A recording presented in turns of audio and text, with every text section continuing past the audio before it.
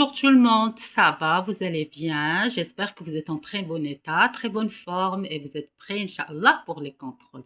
Très bien. Aujourd'hui, on a une leçon en grammaire. On va étudier la coordination. D'accord? Alors, d'accord, on va étudier la coordination. Qu'est-ce que ça veut dire la coordination? Quel est l'objectif de la coordination? Alors, quelle est la règle à respecter pour réaliser correctement la coordination entre les mots? D'accord? Voilà. Alors, en général, la coordination consiste à coordonner deux éléments, d'accord? Tout en gardant un sens logique entre les deux mots ou bien les deux éléments qu'on va accorder ou bien relier, d'accord?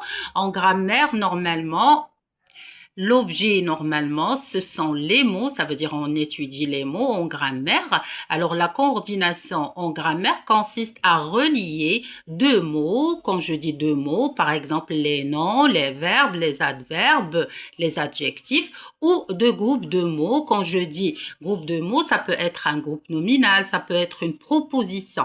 Alors, une proposition, ce sont des mots, bien sûr, reliés à un verbe, tout simplement. Voilà. Alors, la coordination consiste à relier deux mots, comme j'ai dit tout à l'heure, des verbes, des noms, des adverbes, des adjectifs ou de groupes de mots, des groupes nominaux ou bien des propositions de la même classe grammaticale. Voilà, c'est très important. C'est un point obligatoire pour coordonner ou faire la coordination entre deux mots ou deux groupes de mots en grammaire. Alors, les mots qu'on va coordonner ou bien relier doivent être de la même classe grammaticale. Des noms, des adjectifs, des adverbes ou bien des propositions. D'accord? L'outil ou bien l'élément qui nous permet bien sûr de réaliser la coordination en grammaire, ce sont les conjonctions de coordination. D'accord? Alors, on va voir les 7 principaux conjonctions de coordination. Normalement, il y a plusieurs, mais il y a 7 qui sont vraiment utilisables et fréquents. On va les voir, Inch'Allah, dans cette vidéo et on va expliquer bien sûr le rôle de chacune de ces conjonctions. Voilà.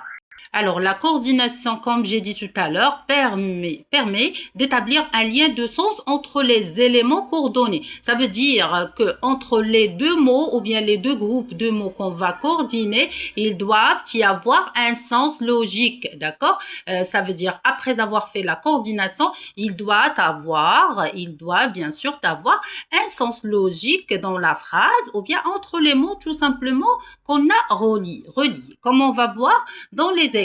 Voilà, comme j'ai dit tout à l'heure, il y a 7 conjonctions de coordination, voilà, qui sont vraiment les plus fréquentes et les plus utilisables.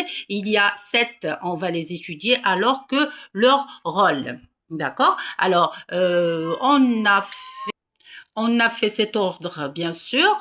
Il n'est pas obligatoire, mais si vous les apprenez de cette façon, ça va être facile à retenir. D'accord? Voilà. Mais c'est une conjonction de coordination qui indique une opposition. Le rôle, c'est marquer une opposition. Voilà, regardez, il est gentil, c'est une proposition. Regardez des mots qui sont reliés à un verbe. Il est gentil, mais il est un peu bavard. Regardez, il y a la conjonction mais qui fait la coordination entre les deux propositions.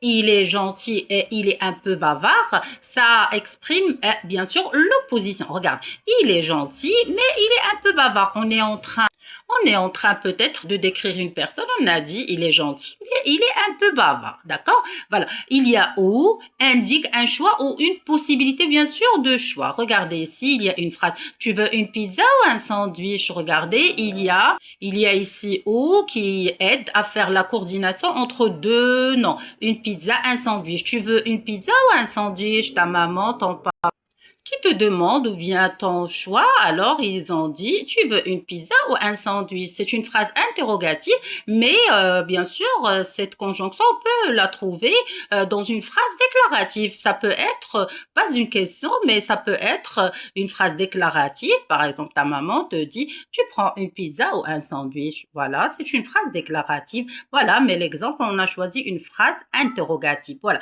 Il y a et, elle exprime l'addition ou l'accumulation. coordination. Ça veut dire on va citer. On va citer des mots ou bien des éléments à l'aide, bien sûr, de la conjonction de coordination. On va faire la coordination de ces mots, bien sûr, à l'aide de la conjonction qui exprime l'addition ou l'accumulation. C'est intéressant et agréable. Là aussi, on est en train de d'écrire peut-être un cahier, un livre ou bien un film ou bien un documentaire. On dit c'est intéressant et agréable. Voilà, on est en train de citer. C'est intéressant et agréable. D'accord? Voilà, il y a donc qui exprime une conséquence. D'accord? Ça veut dire, après une action, il y aura une conséquence, d'accord? Un résultat. On va coordonner, bien sûr, cette conséquence en utilisant la conjonction. Donc, regardez l'exemple. Nous avons réussi, donc nous sommes contents. C'est très bien. Alors, nous avons réussi. Voilà la première action, c'est la réussite. Donc, alors, le résultat, c'est nous sommes contents. C'est normal. La réussite, bien sûr, provoque la joie. Voilà. Après, il y a or. C'est une conjonction de coordination qui exprime une opposition. On a déjà vu, voilà, l'opposition avec mais là, c'était juste pour décrire. Mais ici, or, on va l'utiliser comme une opposition ou un fait nouveau qui relance l'histoire. Ça veut dire il y a une action qui va résulter ou bien intervenir après une autre action. Regardez, elle est venue. D'accord? Elle est venue. Or, les autres participants ne sont pas encore là. Regardez, la personne est venue. Par exemple, ils vont participer à une compétition. Elle est venue. Mais, ou bien, or, les autres participants ne sont pas encore là. Ça veut dire il y a une autre action qui a intervenu après la première bien sûr, action, c'est le fait de venir, mais c'est une opposition. Ça veut dire la première personne est venue, mais il y a une autre action en opposition. Les autres participants ne sont pas encore là. Ce sont des actions, ce sont des faits qui se passent, d'accord? Ni exprime une addition dans une phrase négative. On a déjà vu la conjonction et qui exprime l'addition, mais d'une manière positive. Mais là, regardez, on a ni, bien sûr, on sait que ni est un mot négatif, on utilise dans les phrases négatives, bien sûr, ni. Alors là, on a utilisé comme une conjonction de coordination, mais pour exprimer une addition d'une manière négative. Regardez, il remplace, comme j'ai dit tout à l'heure, il remplace et mais d'un sens négatif. Regardez, ce n'est ni clair ni lisible. Vous voyez, c'est négatif.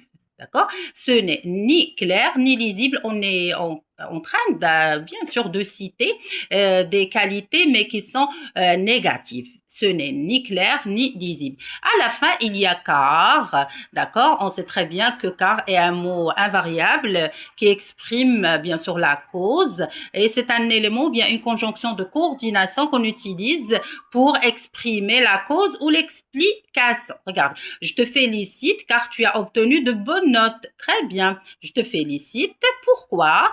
Car tu as obtenu de bonnes notes, d'accord? La cause de la félicitation, bien sûr, c'est que la personne a obtenu de très bonnes notes. Vous voyez, ce sont les conjonctions, les 7 conjonctions, les principales, bien sûr, pour exprimer la coordination.